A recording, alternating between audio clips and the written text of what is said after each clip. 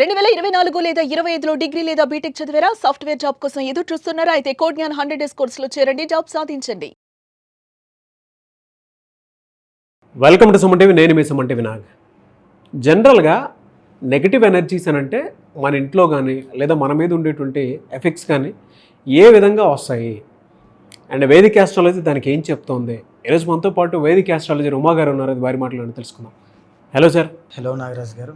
Vedic astrology ప్రకారం కనుక మనం చూసుకుంటే నెగిటివ్ ఎనర్జీ అనేది ఎన్ని రకాలుగా ఉంది అండ్ దాని ఎఫెక్ట్స్ అసలు ఏ విధంగా ఉంటాయి, ఎస్పెషల్లీ రాష్ట్రంలో కనుక మనం చూసుకుంటే ఏ విధంగా ఉంటుంది అండ్ విమెన్కి వాటి ఎఫెక్ట్ అసలు ఏ విధంగా పడతాయంటారు? తప్పకుండా అండి.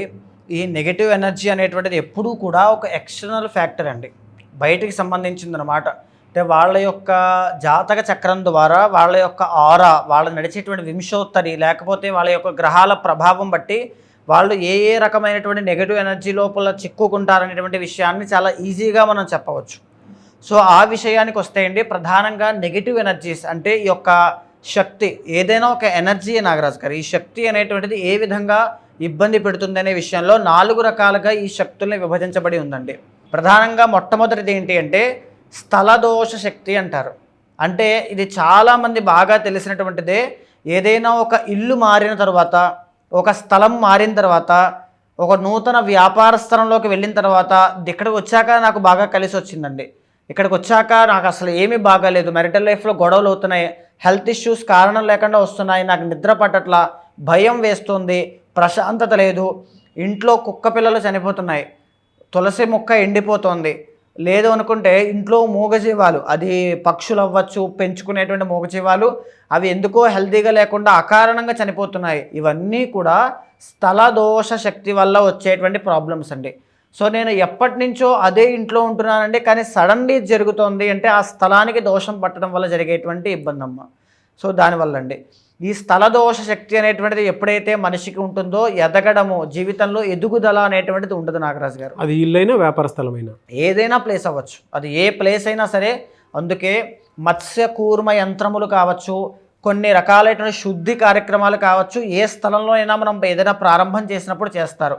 అది పుణ్యాహవచన రూపంలో ఏదైనా చేస్తారు. కానీ మూలమైనటువంటిది అది ఎలా తొలగుతుంది, దాని నుంచి ఎలా బయటపడాలనేటువంటివి ప్రతి దాన్ని మనం గమనించాలండి. స్థలము దోష శక్తి కావచ్చు, ఈ జాతకంలో ఉండేటువంటి ఏ దశలు నడుస్తున్నాయి, ఒక జాతకం చూసి వాళ్ళకి ఎలాంటి ఇల్లు వస్తుందో కూడా చెప్పచ్చండి.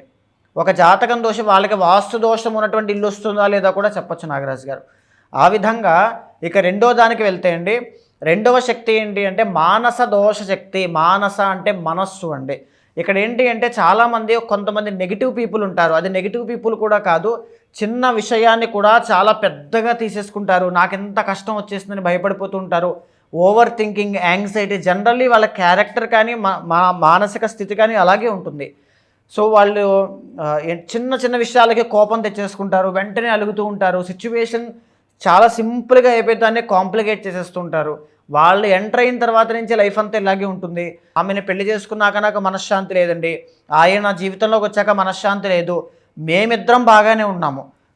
ఇన్లాస్ కావచ్చు, ఇంట్లో వాళ్ళు ఎవరో మా మ్యారిటల్ లైఫ్లోకి ఎంటర్ అయ్యారు, ఆవిడ ఎంటర్ అయిన దగ్గర నుంచి మాకు ఇలాంటి ప్రాబ్లమ్స్ అన్నీ ఎదురవుతూ ఉన్నాయి. సో ఆమె ఏ చిన్న విషయానికైనా మమ్మల్ని పాయింట్అవుట్ చేస్తోంది, ఇలాంటివన్నీ మానస దోష శక్తి. అంటే ఆలోచించేటువంటి దృష్టి కోణ లోపం ఉన్నటువంటి వాళ్ళ యొక్క శక్తి ఆ నెగిటివ్ ఎనర్జీ వల్ల వేరే వాళ్ళ ఇన్ఫ్లుయెన్స్ వీళ్ళ మీద పట్టడం వల్ల అవన్నీ వాళ్ళకి మైండ్లో తెలుస్తూ ఉంటాయండి. కరెక్ట్ అండి. వేరే వాళ్ళ యొక్క ఇన్ఫ్లుయెన్స్ అది ఇద్దరి మనసుల్ని ఇబ్బంది పెడుతూ ఉంటాయి. దాన్నే మానస దోష శక్తి అంటారు. అది ఉన్నప్పుడు రిలేషన్స్ అనేటువంటివి సజావుగా సాగవు. అంటే వేరే వాళ్ళ ఇన్ఫ్లుయెన్స్ వీళ్ళ మీద ఉండటం వల్ల వీళ్ళకి ఆందోళన, ఒత్తిడి, ఇవి ఓవర్ థింకింగ్, యాంగ్జైటీ, డిప్రెషన్ ఇలాంటివి ఉంటాయి. ఒక అసంతృప్తికి గురవుతారనమాట. ఒక గొప్పదైన విషయాన్ని సాధించినా అంటే వీళ్ళ తప్పేం ఉండదు, తప్పు ఒప్పు అని కాదండి, తీసి పారేసినట్టు ఆ నెగిటివ్ ఎనర్జీ అక్కడ వాళ్ళు ఉండడం వల్ల వీళ్ళు ఎంత గొప్ప విషయాన్ని సాధించినా ఆ నెగిటివ్ ఇంపాక్ట్ అక్కడ పడడం వల్ల వెంటనే దానికి అసలు నేను ఎంతో గొప్పది సాధించాన పాజిటివిటీ కూడా మర్చిపోతారు, చాలా అసంతృప్తికి వెళ్ళిపోతారండి. ఇది చాలామంది ఫేస్ చేస్తుంటారు. దీన్నే మానస దోష శక్తి అంటారు నాగరాజు గారు. అయితే దీని తర్వాత వచ్చేటువంటిది ఏంటి అంటే అభిచార శక్తి. ఇది కాస్త ప్రమాదకరమైందండి. ఈ అభిచార శక్తి అంటే ఏంటి అంటే కొంతమంది ప్రయత్నపూర్వకంగా ఇబ్బంది పెట్టాలి అని చేసేటువంటి పనులు లేదా వాళ్ళ యొక్క చేష్టలు వాళ్ళ యొక్క ప్రవేశము ఇవన్నీ కూడా అభిచార శక్తిలోకి వస్తాయి. కొంతమంది ఏంటి అంటే వాళ్ళు చాలా ఎదిగిపోతున్నారు అనేటువంటి ఈర్ష ద్వేషము అనేటువంటి విషయాల మీద వాళ్ళ మీద ఏవేవో చేస్తూ ఉంటారు. ఆ పేర్లు కూడా నేను ప్రస్తావన చేయదలుచుకోలేదు. సో అభిచార శక్తి అంటే కొన్ని ప్రయోగములు, కొన్ని ఇబ్బందులు, ఒక దృష్టి, సింపుల్గా చెప్పాలి అంటే ఒక నరదృష్టి, ఒక తర్వాత ఒక ప్రయోగము, వాళ్ళు నాశనం అయిపోవాలి అనేటువంటి ఒక భావన, ఆ చెడ్డ చూపు, ఆ చిన్న చూపు, వాళ్ళని కిందకి లాగాలనేటువంటి ప్రయత్నము, ఇవన్నీ కూడా ప్రయత్నపూర్వకంగా తెలిసి చేసి శత్రు రూపంలో మన చుట్టుపక్కన ఉండే వాళ్ళు చేస్తారండి. దీన్నే అభిచార శక్తి అంటారు. వీళ్ళ మీద ప్రయోగిస్తారా సార్? అది ప్రయోగిస్తారు. అది మాటల రూపంలో, చేతల రూపంలో, ఇంకొక విధ రూపంలో అయినా ఎలాగైనా సరే అభిచార శక్తి అంటారు వీటిని. సో దీనివల్ల మనిషి మొత్తానికి ఒక్కసారిగా కుప్పకూలిపోతారండి. దీంట్లో చాలా రకాల రూపంలో అంటే తంత్ర రూపంలో, తంత్ర రూపంలో, సింపుల్గా చెప్పాలంటే తంత్ర రూపంలో. దీంట్లో చాలా రకాలు ఉన్నాయండి. హెల్త్ ఇష్యూస్ వచ్చే విధంగా, జాబులు వ్యాపారములు నష్టం వచ్చే విధంగా, వాళ్ళంతటా వాళ్ళే డబ్బులన్నీ ఖర్చు పెట్టి అప్పులు పాలైపోయే విధంగా, వాళ్ళంతటా వాళ్ళే డిప్రెషన్లోకి వెళ్ళి సూసైడ్ చేసుకునేటువంటి విధంగా అభిచార శక్తి అనేటువంటిది చాలా రకాలుగా పనిచేస్తుంది. దానికి చాలా మార్గాలు ఉన్నాయి, చాలా రకాల విధానాలు ఉన్నాయి. అది అభిచార శక్తి అనేది చాలా డేంజర్. అందుకే మనం ఏం చేసినా సరే అందరి దృష్టిలో పడకూడదు, లౌక్యంతో ముందుకు వెళ్ళాలి అని చెప్పేటువంటి విషయం దానికేనండి. సో అది ఎప్పుడైనా ఎవరినైనా ఇబ్బంది పెడుతూ ఉంటుంది, ఖచ్చితంగా పెడుతుంది. తరువాత వచ్చేసి అసుర శక్తి. నాగరాజు గారు, అసుర శక్తి అంటే ఏంటి అంటే మనము ఏ పూజ చేసినా లేకపోతే ఏ కార్యక్రమం పాజిటివ్ థింగ్ చెప్పినా సరే పూజల విషయంలో ఒక మాట చెప్తాం, ఉత్తిష్టంతో భూత పిశాచాహ ఏతే భూమి భారకాహ అని. అంటే నా చుట్టుపక్కల ఉండేటువంటి నెగిటివ్ ఎనర్జీ కానీ భూత ప్రేత పిశాచాదులు కానీ ఏవైనా ఉంటే అవన్నీ దూరం అయిపోగాక నేను ఇక్కడ బ్రహ్మకర్మ నిర్వహిస్తున్నాను అని చెప్తామండి. ఆ విధంగా ఇంట్లో ఇప్పుడు మనం మాట్లాడుకునేటువంటి సందర్భంలో కూడా మనకి తెలియని ఎన్నో ఎనర్జీస్ మన చుట్టూ ఉంటాయి. వీటిని అసుర శక్తులు అంటారు. ఈ అసుర శక్తి అనేటువంటిది కొన్ని ఇళ్లలో కావచ్చు, కొంతమంది చుట్టూ కావచ్చు, ఖచ్చితంగా ఉంటాయి. ఈ అసుర శక్తి యొక్క ప్రేరేపణ వల్ల వాళ్ళు ఒక వైల్డ్గా అయిపోతారు. అమావాస్యకి పౌర్ణమి వచ్చేటప్పటికి వాళ్ళ బిహేవియర్లో చాలా చేంజెస్ వస్తాయండి. వాళ్ళ యొక్క మాట విధానంలో చాలా చేంజెస్ వస్తాయి. లేకపోతే రిలేషన్షిప్లో ప్రాబ్లమ్స్ చాలా ఎక్కువ అవుతాయి. లేకపోతే ఎవరి మాట వినకుండా మొండిగా ఒక వైలెన్స్ అనేటువంటిది వాళ్ళ కళ్ళల్లో కనబడుతూ ఉంటుంది. అసుర శక్తి. ఇంట్లో నడుస్తూ ఉంటే వెనకాల నుంచి ఎవరు వెళ్ళినట్టు, పడుకున్నప్పుడు ఇక్కడ గుండెల మీద కూర్చుని పీక నొక్కుతున్నట్టు, మాటలు బయటికి రానట్టు, ఇది ఖచ్చితంగా చాలామంది ఫేస్ చేస్తారు. కింద కమెంట్స్లో కూడా చాలామంది చెప్తారు చూడండి. దీన్ని అసుర శక్తి అంటారండి. ఇంట్లో నిద్ర పట్టదు, ఏవేవో శబ్దాలు వినిపిస్తాయి, బయటికి వెళ్ళాలంటే భయము, చూస్తే ఎవరు ఉంటారు, ఎవరినో తోడు తీసుకొద్దామన్నా ఎవరు రారు, అది వాళ్ళు మాత్రమే అనుభవించాలన్నట్టుగా వాళ్ళకే అది ఎదురవుతూ ఉంటాయి సందర్భాలన్నీ కూడా. అండ్ ఈ అసుర శక్తి అనేటువంటి విషయం మీద వాళ్ళు ఎవరైతే ఎఫెక్ట్ అవుతున్నారో బాగా గుర్తుపెట్టుకోండి, ఇల్లంతా చిన్న భిన్నం అయిపోతుంది. ఇంట్లో లక్ష్మీ కళ అనేటువంటిది ఉండదు. ఇంట్లో పూజ చేద్దామన్నా పూజలు జరగవు. ఎవరైనా ఒక సలహా ఇచ్చి దానికి పరిష్కారం చెప్దామన్నా దాన్ని పట్టించుకోరు, వినలేరు. అది అనుభవించేంత వరకు, ఆ అసురశక్తి వెళ్ళేంత వరకు ఇంట్లో ఒక ప్రేత కళ అనేటువంటిది ఉంటుందండి. ఇంట్లో ఉన్నవన్నీ అమ్మేస్తారు, లేకపోతే అన్నీ ఉంటాయి, ప్రశాంతత ఉండదు. ఒంటి నిండా రోగాలు వచ్చినట్టుగా ఒక పిచ్చి పట్టిన వాళ్ళలాగా బిహేవియర్ మారిపోతుంది. ఒకప్పుడు వాళ్ళను ఉన్నటువంటి లైఫ్కి ఇప్పుడు వాళ్ళున్న లైఫ్కి ముఖంలో ప్రేతకళ అనేటువంటిది వస్తుంది. ఈ మాటలు ఎవరైతే ఎఫెక్ట్ అవుతున్నారో వాళ్ళకి ఎంత బాధగా ఉంటుందో ఆ విషయం వాళ్ళ కుటుంబ సభ్యులకు తెలుసండి. మా ఇల్లు ఒకప్పుడు అంత కలకలలాడుతూ ఉండేది, ఇప్పుడు ఇలాంటి దీనస్థితికి వెళ్ళిపోవడానికి కారణం ఏంటో తెలియక ఇబ్బంది పడేవాళ్ళు కొన్ని వందల వేల మంది ఉన్నారు నాగరాజు గారు. వెరీ హారిబుల్ అండి. అంటే ఒక నెగటివ్ ఎనర్జీ అనేది ఇంటికి కానీ ఒంటికి కానీ తగిలితే ఇలా ఉంటుందా? చాలా దారుణంగా ఉంటుందండి. ఇంకా నేను కొన్ని విషయాలు ప్రస్తావన చేయకూడదు కాబట్టి నేను చెప్పలేదు. కొన్ని విషయాలు ప్రస్తావన చేయకూడదు. నెగిటివ్ ఎనర్జీ అనేటువంటిది అంత భయంకరంగా ఉంటుందండి. లైఫ్లో ఎవరికైనా సరే నెగిటివ్ ఎనర్జీ మాత్రం ఉండకూడదు. మీరు చెప్పిన దాని ప్రకారం అయితే ఇప్పుడు ఈ నాలుగిట్లో కనుక మనం చూసుకుంటే నెగిటివ్ ఎనర్జీస్ ప్రకారం వృషభ రాశి వారికి ఎస్పెషల్లీ విమెన్కి ఏది ఎక్కువగా నెగిటివ్ ఎఫెక్ట్ ఉండేటువంటి అవకాశం ఉంటుందంటారు? అంటే ఏ ఎనర్జీ ఉండేటువంటి అవకాశం ఉంటుంది ఎస్పెషల్లీ సెప్టెంబర్ నుంచి డిసెంబర్ వరకు? తప్పకుండా నాగరాజు గారు, ఈ వృషభ రాశికి సంబంధించినంత వరకు అధిపతి శుక్రుడు అవుతారండి. సో వీళ్ళకి ఏంటి అంటే ఈ యొక్క అభిచార శక్తి అనేటువంటిది చాలా ఎక్కువ ఉంటుందండి. వీళ్ళకి చూడడానికి జనరల్లీ చాలా అందంగా, స్టైల్గా, ఒక ఫ్యాషనబుల్గా, తర్వాత సెంటర్ ఆఫ్ అట్రాక్షన్గా కనబడుతూ ఉంటారు. అది చూసి ఓర్వలేని, తట్టుకోలేనటువంటి జనం చాలామంది ఉంటారు. అది వీళ్ళకి చాలామందికి తెలుసండి. ఫర్ ఎగ్జాంపుల్ వీళ్ళు ఎక్కడికైనా సరే బయటికి అందంగా రెడీ అయ్యి వెళ్ళినా అక్కడి నుంచి వచ్చిన తర్వాత ఒక తెలియనటువంటి ఒక ఫీలింగ్ కలుగుతూ ఉంటుంది. వీళ్ళని కృంగిపోయే విధంగా జ్వరం రావడం కానీ, నిద్ర పట్టకపోవడం కానీ, తలనొప్పులు కానీ ఇవన్నీ కలిగేటువంటివి ఈ అభిచార శక్తి రూపంలో కలుగుతూ ఉంటాయండి. అండ్ నెంబర్ 2 ఏంటి అంటే నాగరాజు గారు, వీళ్ళకి ఏంటి అంటే మానస దోష శక్తి అనేటువంటిది చాలా ఎక్కువ ఉంటుంది. అంటే వీళ్ళతో సరదాగా మాట్లాడుతూ వీళ్ళని కావాలని ఏడిపించాలి, లేకపోతే శత్రువుల విషయంలో ఇబ్బంది పెట్టాలని కోరుకునే వాళ్ళు వీళ్ళ ఇంట్లోనే విమెన్ రూపంలో ఒక ఆడవాళ్ళే శత్రువులు అనేటువంటి సామెత ఏదో ఉంటుంది కదండి. ఆ విధంగా వీళ్ళకి విమెన్లోనే చాలామంది శత్రువులు ఉంటారు. విమెన్లోనే చాలామంది వీళ్ళని ఏడిపించేటువంటి వాళ్ళు ఉంటారు. అది అత్తగారి రూపంలో, లేకపోతే ఫ్రెండ్స్ రూపంలో, సిస్టర్ రూపంలో, లేకపోతే ఆరోగ్య సమస్యల రూపంలో.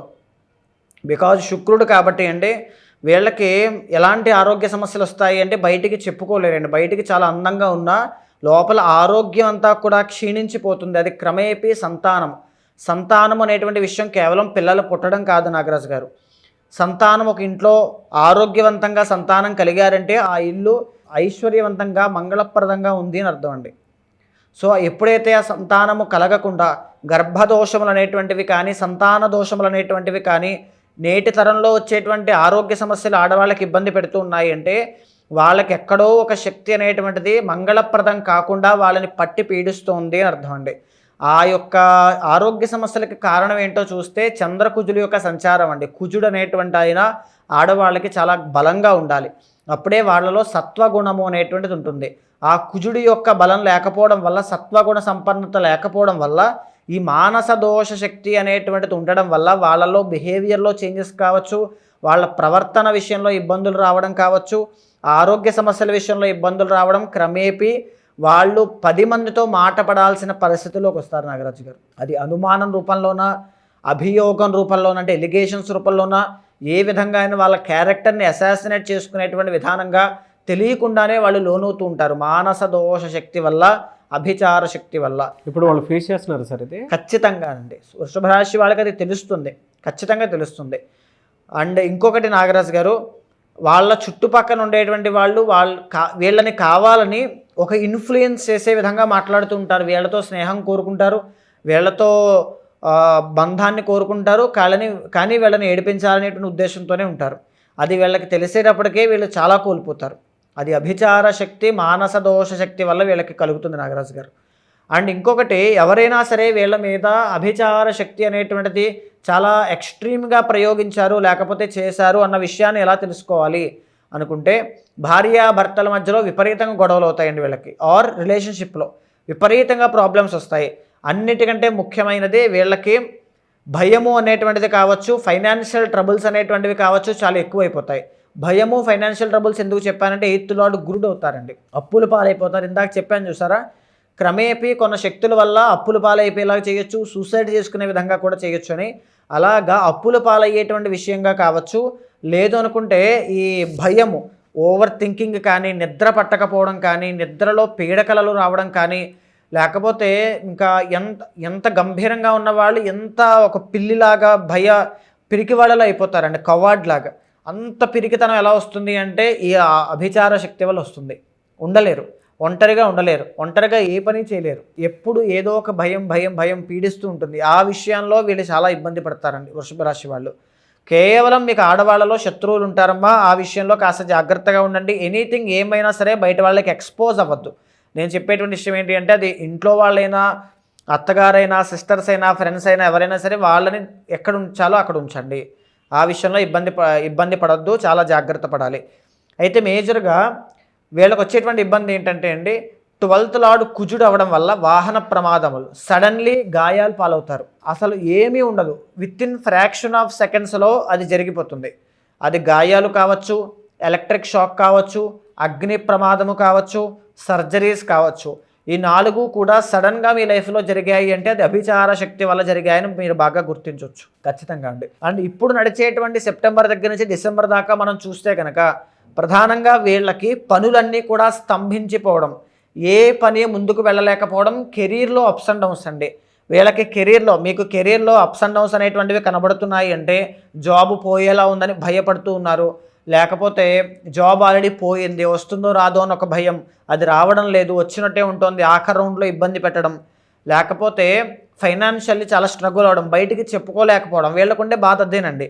ఉన్నది చెప్పుకోవడానికి కూడా ఎవరు ఉండరు. లేకపోతే డిసెంబర్ వరకు అలానే ఉందండి. డిసెంబర్ వరకు, నవంబర్ 27th వరకు ఇది ఉంటుందండి ఈ దోషం. దీనివల్ల చాలా ఇబ్బందులు అనేటువంటి ఫేస్ చేస్తారు నాగరాజు. రెమెడీ ఏం లేదా సార్ వీళ్ళకి? రెమెడీ ప్రధానంగా అండి, ఒకటి నేను ఇప్పుడు చెప్తాను, వృషభ రాశి వాళ్ళు చేసుకోవాల్సింది ఏంటి అంటే అష్టలక్ష్మి హవనము ఒకటి, రెండవది ఏంటి అంటే మహాలక్ష్మీదేవి యొక్క మంత్ర జపము, మూడవది ముఖ్యమైనది చేయాల్సింది తప్పకుండా మన్యు సూక్త పారాయణ, మన్యు సూక్త హోమము తప్పకుండా చేయాలి. అండ్ మిగతావి ఏవైనా ఉన్నాయి అంటే పర్సనల్ చార్ట్ బట్టి, ఇప్పుడు మనం క్యాలిక్యులేట్ చేసింది ఓన్లీ గోచార గ్రహ సంచారాన్ని మాత్రమేనండి. మీరు పుట్టిన సమయం ఆధారంగా ఏదైతే ఉంటుందో దాన్ని మనం తీసుకున్నట్లయితే ఎగ్జాక్ట్లీ మీరు దేనివల్ల బాధపడుతున్నారో చెప్పచ్చు. బికాజ్ ఇది ఒక బ్లూ ప్రింట్ కాబట్టి నాగరాజు గారు, అది చేసిన తర్వాత ఎవ్రీడే దైవబలం కావాలండి, చాంటింగ్ చేయాలి. స్పిరిచువాలిటీ అనేటువంటిది మీ ఒంట్లో కాదు ఇంట్లో కూడా ఉండాలి. తప్పకుండా అది చేసిన తర్వాతనే మీకు రిజల్ట్స్ బాగుంటాయండి. వేదిక్ ఆస్ట్రాలజీ త్రూ ఏదైనా రెమెడీ కోరుకునేటువంటి వాళ్ళు ఉంటారు. వారి పర్సనల్ చాట్ ప్రకారం కనుక ప్రస్తుతం ఏముంది ఏంటి ఏ విధంగా ఉంది అని తెలుసుకొని ఏ రకంగా అయినా సరే, అంటే నెగిటివ్ ఎనర్జీ కూడా మనం మీద పడకుండా ఉండాలి అని అంటే ఏం చేసుకోవాలి అనుకునేటువంటి దానికి రెమెడీ కావాలి అనుకునేటువంటి వాళ్ళు ఉంటారు.